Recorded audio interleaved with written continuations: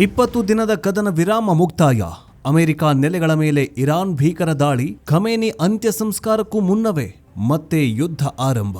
ನಮಸ್ಕಾರ ವೀಕ್ಷಕರೇ. ಶಾಂತಿಯ ಮುಸುಕಿನಲ್ಲಿ ಅಡಗಿದ್ದ ಮದ್ದುಗುಂಡು, ಇರಾನ್ನಿಂದ ಹೊಸ ರಣತಂತ್ರ.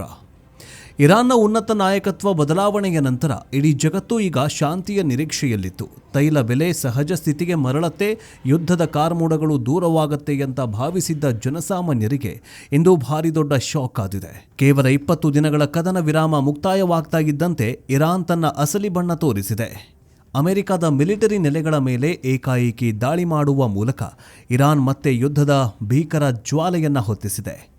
ಇರಾನ್ ಶುರು ಮಾಡಿರುವ ಈ ಹೊಸ ಸಮರ ಕೇವಲ ಅಮೆರಿಕಾಗೆ ಮಾತ್ರವಲ್ಲ, ಇಡೀ ವಿಶ್ವದ ಆರ್ಥಿಕತೆಗೆ ಅತಿದೊಡ್ಡ ಹೊಡೆತ ನೀಡಲಿದೆ.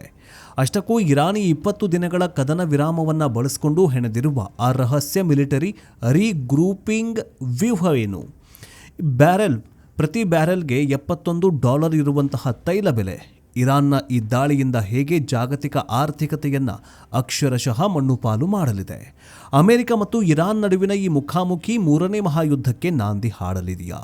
ಮತ್ತು ಅಮೆರಿಕದ ಮಿಲಿಟರಿ ನೆಲೆಗಳನ್ನು ಗುರಿಯಾಗಿಸಿಕೊಂಡು ಇರಾನ್ ಲಾಂಚ್ ಮಾಡ್ತಾ ಇರುವಂತಹ ಆ ಸ್ಮಾರ್ಟ್ ಡ್ರೋನ್ಗಳು, ಕ್ರೂಸ್ ಮಿಸೈಲ್ಗಳು ಪೆಂಟಗನ್ನ ಭದ್ರತಾ ಕೋಟೆಯನ್ನು ಅಕ್ಷರಶಃ ಧೂಳಿಪಟ ಮಾಡ್ತಾ ಇರುವ ರೀತಿ ಏನು? ವೀಕ್ಷಕರೇ, ನಿಮಗೇನು ಅನಿಸುತ್ತೆ? ಅಯತುಲ್ಲಾ ಖಮೇನಿ ಅವರ ಅಂತ್ಯ ಸಂಸ್ಕಾರ ಇನ್ನೂ ಮುಗಿದಿಲ್ಲ.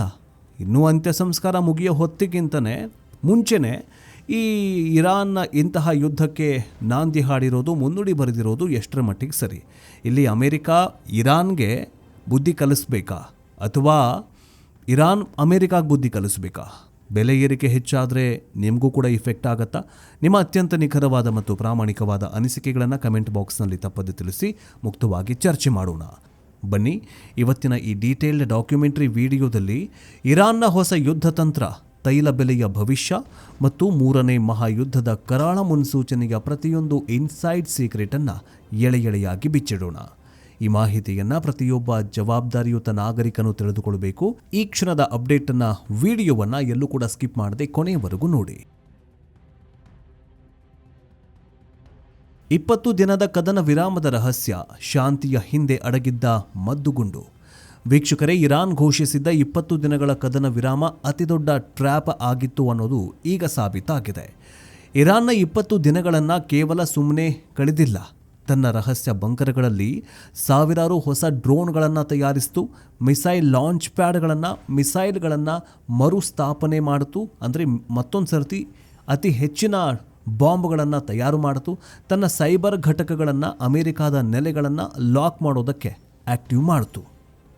ಕದನ ವಿರಾಮ ಮುಗಿದ ತಕ್ಷಣ ಇರಾನ್ ತನ್ನ ಎಲ್ಲ ಅಸ್ತ್ರಗಳನ್ನು ಏಕಕಾಲದಲ್ಲಿ ಅಮೆರಿಕದ ನೆಲೆಗಳ ಮೇಲೆ ಪ್ರಯೋಗಿಸಿತು. ಅದು ಹಳೆ ಶೈಲಿಯ ಯುದ್ಧವಲ್ಲ, ಬದಲಾಗಿ ಇದು ಅತ್ಯಾಧುನಿಕ ತಂತ್ರಜ್ಞಾನ ಬಳಸಿ ಅಮೆರಿಕದ ಸೈನಿಕರಿಗೆ ಯಮಲೋಕದ ದರ್ಶನ ಮಾಡಿಸುವ ಹೊಸ ಶೈಲಿಯ ಡೇಂಜರಸ್ ವಾರ್ಫೇರ್ ಆಗಿದೆ. ತೈಲ ಬೆಲೆಯ ಜಲಸಮಾಧಿ $71ನಿಂದ $100ಗಿಂತ ಜಿಗಿತ. ಈ ಯುದ್ಧದ ಎಫೆಕ್ಟ್ ಯಾರ ಮೇಲೆ ಹೆಚ್ಚಾಗ್ತಾ ಇದೆ? ನಿಮ್ಮ ಸಾಮಾನ್ಯ ಜನರ ಮೇಲೆ. ತೈಲ ಬೆಲೆಯ ಏರಿಕೆ ಮತ್ತೆ ಆಗಲಿದೆ. ಮಾರುಕಟ್ಟೆಯ ಆತಂಕ. ತೈಲ ಉತ್ಪಾದಿಸುವ ಪ್ರಮುಖ ಪ್ರದೇಶವಾದ ಹಾರ್ಮುಜ್ ಜಲಸಂಧಿ ಬಳಿಯೇ ಈ ಯುದ್ಧ ನಡೀತಾ ಇದೆ. ಜಗತ್ತಿನ 20%ಕ್ಕೂ ಹೆಚ್ಚು ತೈಲ ಸರಬರಾಜು ಈ ಮಾರ್ಗದ ಮೂಲಕವೇ ಆಗತ್ತೆ. ಯುದ್ಧ ಶುರುವಾದ ತಕ್ಷಣ ಹಡಗುಗಳು ಸಂಚರಿಸುವುದಕ್ಕೆ ಭಯಪಡುತ್ತವೆ. ತೈಲದ ಸರಬರಾಜು ಕಡಿತಗೊಂಡ್ರೆ ಪ್ರತಿ ಬ್ಯಾರೆಲ್ನ ಬೆಲೆ $71ನಿಂದ $100, $120, $150 ಏರಿಕೆಯಾಗುವ ಸಾಧ್ಯತೆಗಳು ಇದೆ.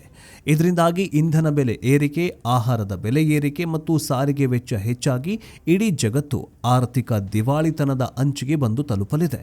ಅಮೆರಿಕ ಮತ್ತು ಇರಾನ್ ನಡೆಸ್ತಾ ಇರುವ ಈ ಕಾದಾಟ ಸಾಮಾನ್ಯ ಜನರ ಬದುಕನ್ನು ಅಕ್ಷರಶಃ ಮಣ್ಣುಪಾಲು ಮಾಡ್ತಾ ಇದೆ. 3ನೇ ಮಹಾಯುದ್ಧದ ಮುನ್ಸೂಚನೆ. ಅಮೆರಿಕ ಈಗ ಮಾಡೋದೇನು? ಈಗ ಇಡೀ ಪ್ರಪಂಚಕ್ಕೆ ಪ್ರಶ್ನೆ ಕಾಡ್ತಾ ಇರೋದು ಒಂದೇ ಪ್ರಶ್ನೆ: ಅಮೆರಿಕ ಸುಮ್ಮನೆ ಕೂತ್ಕೊಂಡಿದೆಯಾ? ಪೆಂಟಗನ್ನ ದುರಹಂಕಾರ. ಅಮೆರಿಕ ತನ್ನ ಮಿಲಿಟರಿ ನೆಲೆಗಳ ಮೇಲೆ ದಾಳಿ ಮಾಡಿದ್ದನ್ನು ಸುಮ್ಮನೆ ಸಹಿಸಿಕೊಳ್ಳುವ ರಾಷ್ಟ್ರವಲ್ಲ. ಪೆಂಟಗನ್ ಈಗಾಗಲೇ ಇರಾನ್ನ ಪ್ರಮುಖ ಮಿಲಿಟರಿ ನೆಲೆಗಳನ್ನು ಧೂಳಿಪಟ ಮಾಡುವ ಎಲ್ಲ ಮುನ್ಸೂಚನೆಗಳು, ಆಕಾಶದ ಬ್ರಹ್ಮಾಸ್ತ್ರಗಳನ್ನು ಆಕ್ಟಿವೇಟ್ ಮಾಡಿದೆ. ಇರಾನ್ನ ಅತ್ಯುನ್ನತ ನಾಯಕತ್ವ ನಾವು ಯುದ್ಧಕ್ಕೆ ಸಿದ್ಧರಿದ್ದೇವೆ ಅಂತ ಬಹಿರಂಗವಾಗಿ ಘೋಷಣೆ ಮಾಡ್ತಾ ಇದೆ. ಅವರ ಬಳಿ ಇರುವ ಸಾವಿರಾರು ಮಿಸೈಲ್ಗಳು ಇಸ್ರೇಲ್ ಮತ್ತು ಅಮೆರಿಕದ ನೆಲೆಗಳತ್ತ ಈಗಾಗಲೇ ಲಾಕ್ ಆಗಿವೆ. ಒಂದು ವೇಳೆ ಅಮೆರಿಕ ದೊಡ್ಡ ದಾಳಿ ಮಾಡಿದರೆ ಇರಾನ್ ಇಡೀ ಮಧ್ಯಪ್ರಾಚ್ಯವನ್ನೇ ಯುದ್ಧದ ಅಗ್ನಿಕುಂಡಕ್ಕೆ ದೂಡಿ ಮೂರನೇ ಮಹಾಯುದ್ಧಕ್ಕೆ ನಾಂದಿ ಹಾಡೋದಕ್ಕೆ ಸಿದ್ಧವಾಗಿದೆ. ಇರಾನ್ ಇಷ್ಟು ಸಕ್ಸಸ್ ಆಗಿ ದಾಳಿ ಮಾಡ್ತಾ ಇರೋದಕ್ಕೆ ಕಾರಣ ಅವರ ಅತಿ ಅಗ್ಗದ ಮತ್ತು ಅತಿ ಡೆಡ್ಲಿ ಸ್ಮಾರ್ಟ್ ಡ್ರೋನ್ಗಳು. ಕಣ್ಣಿಗೆ ಕಾಣದ ಶತ್ರು. ಈ ಡ್ರೋನ್ಗಳು ಬಹಳ ಚಿಕ್ಕದಾಗಿರುತ್ತವೆ, ರೆಡಾರ್ಗೂ ಕೂಡ ಸಿಗೋದಿಲ್ಲ. ಇವು ಅಮೆರಿಕದ ಮಿಲಿಟರಿ ಬೇಸ್ಗಳಿಗೂ ನುಗ್ಗಿ ನಿಖರವಾಗಿ ಟಾರ್ಗೆಟ್ ಮೇಲೆ ಅಪ್ಪಳಿಸುತ್ತವೆ. ಇರಾನ್ನ ಹ್ಯಾಕರ್ಗಳು ಅಮೆರಿಕದ ಕಮ್ಯುನಿಕೇಷನ್ ಸಿಸ್ಟಮ್ಗಳನ್ನು ಹ್ಯಾಕ್ ಮಾಡಿ ಅವರ ಭದ್ರತೆಯನ್ನು ಸಂಪೂರ್ಣವಾಗಿ ಬ್ಲೈಂಡ್ ಮಾಡುತ್ತೆ. ಅಮೆರಿಕದ ಈ ಅತ್ಯಾಧುನಿಕ ರಡಾರ್ಗಳು ಇರಾನ್ನ ಈ ಡ್ರೋನ್ಗಳನ್ನು ಪತ್ತೆ ಹಚ್ಚುವಲ್ಲಿ ಸಂಪೂರ್ಣವಾಗಿ ವಿಫಲವಾಗ್ತಾ ಇದ್ದಾವೆ. ಇದು ಅಮೆರಿಕದ ರಕ್ಷಣಾ ತಂತ್ರಜ್ಞಾನಕ್ಕೆ ಅತಿದೊಡ್ಡ ಕಪ್ಪು ಚುಕ್ಕಿಯಾಗಿದೆ. ಶಾಂತಿಗಾಗಿ ಜಾಗತಿಕ ಒತ್ತಡ, ಅಮೆರಿಕದ ಮೇಲೆ ಪರೋಕ್ಷ ಬೆದರಿಕೆ. ಜಗತ್ತಿನ ಈ ಇತರೆ ದೇಶಗಳು ಅಮೆರಿಕಾಗೆ ಕೇವಲ ಒಂದು ಎಚ್ಚರಿಕೆ ನೀಡಿವೆ, ಯುದ್ಧವನ್ನು ನಿಲ್ಲಿಸಿ ಅಂತ. ಚೀನಾ, ರಷ್ಯಾ, ಇರಾನ್ ಪರವಾಗಿ ನಿಂತಿವೆ. ಯಾವುದೇ ದೇಶ ಅಮೆರಿಕದ ಆಜ್ಞೆಯಂತೆ ಇರಾನ್ ಮೇಲೆ ದಾಳಿ ಮಾಡಿದರೆ ನಾವು ಯುದ್ಧಕ್ಕೆ ಎಂಟ್ರಿ ಕೊಡಬೇಕಾಗತ್ತೆ ಎನ್ನುವ ಪರೋಕ್ಷ ಎಚ್ಚರಿಕೆಯನ್ನು ನೀಡಿದ್ದಾರೆ. ಇದು ಕೇವಲ ಅಮೆರಿಕ ಮತ್ತು ಇರಾನ್ ನಡುವಿನ ಜಗಳವಾಗಿ ಉಳಿದುಕೊಂಡಿಲ್ಲ. ಇದು ಇಡೀ ಪ್ರಪಂಚವನ್ನು ಎರಡು ಭಾಗಗಳಾಗಿ ವಿಂಗಡಿಸುವ ಮಾನವ ಇತಿಹಾಸದಲ್ಲಿಯೇ ಅತಿ ದೊಡ್ಡ ಮತ್ತು ವಿನಾಶಕಾರಿ ಸಮರವಾಗಿದೆ. ಇನ್ನು ಹಾರ್ಮುಜ್ ಜಲಸಂಧಿಯ ವಾಣಿಜ್ಯ ಹಡಗುಗಳ ಮೇಲೆ ದಾಳಿ ನಡೆಸಬೇಕಿದ್ದಂತಹ ಇರಾನ್ಗೆ ಅಮೆರಿಕ ಅಧ್ಯಕ್ಷ ಡೊನಾಲ್ಡ್ ಟ್ರಂಪ್ ಎಚ್ಚರಿಕೆ ನೀಡಿದ್ದು, ಯುಎಸ್ ಪಡೆಗಳು ಇರಾನ್ನ ವಾಯು ರಕ್ಷಣಾ ವ್ಯವಸ್ಥೆ ಹಾಗೂ 60ಕ್ಕೂ ಹೆಚ್ಚು ಯುದ್ಧ ನೌಕೆಗಳನ್ನು ನಾಶಪಡಿಸಿವೆ. ಜಾಗತಿಕವಾಗಿ ತೈಲ ಬೆಲೆ ಗಗನಕ್ಕೇರಿದ್ದು, ಬಹ್ರೇನ್ ಮತ್ತು ಕುವೈತ್ನಲ್ಲಿ ಕ್ಷಿಪಣಿ ದಾಳಿಯ ಮುನ್ನೆಚ್ಚರಿಕೆ ವಹಿಸಲಾಗಿದೆ. ವೀಕ್ಷಕರೇ, ಒಟ್ಟಾರೆಯಾಗಿ ಹೇಳೋದಾದರೆ 20 ದಿನದ ಕದನ ವಿರಾಮವನ್ನು ಬಳಸಿಕೊಂಡು ಇರಾನ್ ಸಿದ್ಧಪಡಿಸಿರುವ ಈ ಡೆಡ್ಲಿ ಆಪರೇಷನ್ ಮಧ್ಯಪ್ರಾಚ್ಯವನ್ನು ಅಕ್ಷರಶಃ ಭಸ್ಮ ಮಾಡುವುದಕ್ಕೆ ಸಿದ್ಧವಾಗಿರುವ ಒಂದು ದೈತ್ಯ ಪ್ರಳಯವಾಗಿದೆ.